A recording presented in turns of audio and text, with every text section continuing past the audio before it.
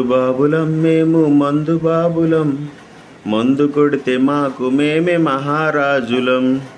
ఇలా మహారాజులం అనుకుని శుభకార్యానికి వెళ్ళి మందు కొట్టిన బావబామర్దుల పరిస్థితి ఏమైపోయింది, అసలు ఆ ఫ్యామిలీ చిన్నాభిన్నం అయిపోవడానికి కారణాలేంటి చూద్దాం.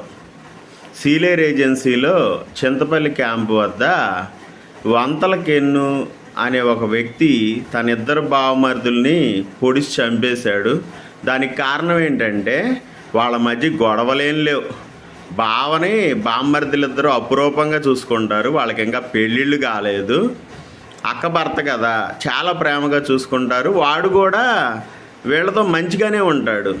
వీళ్ళు ఒకచోట శుభకార్యానికి వెళ్ళారు, సిట్టింగ్ వేసారన్నమాట. మందు సిట్టింగ్ చక్కగా ఒక నలుగురితో కలిసి పక్కన చేసిన తర్వాత తాగిన తర్వాత వచ్చే మాటలు ఉంటాయి కదా, ఆ మాటలు దాడి కాస్త ఒకరికొకరు పక్కనున్న చాకులు ఉంటాయిగా, ఉల్లిపాయలు కోసుకోవడానికి కానీ వాటికని ఇటుకని మందు తాగేవాళ్ళు పట్టుకెళ్తారు.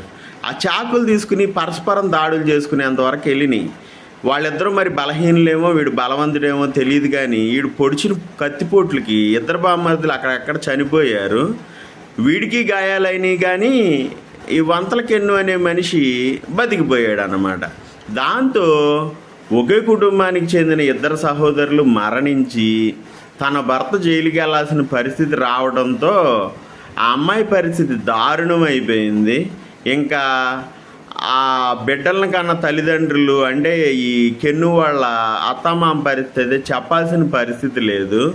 ఎందుకంటే అందరూ మంచిగా ఉండే చోట 4 మాటలు వస్తాయి. ఆ 4 మాటలో కూడా మద్యం తాగకుండా ఉంటే బావను బామ్మర్దను కాస్త తాగేవాళ్ళే వాళ్ళు. కానీ మద్యం మొత్తు అనేది ఎంతటి దారుణానికైనా చేస్తుంది. ఒక మనిషిని రెచ్చగొట్టగలదు, ఒక కుటుంబాన్ని చిన్నాభిన్నం చేయగలదు, హత్యలు కూడా చేయించగలదు అని చెప్పి ఈ సంఘటన రుజువు చేసింది.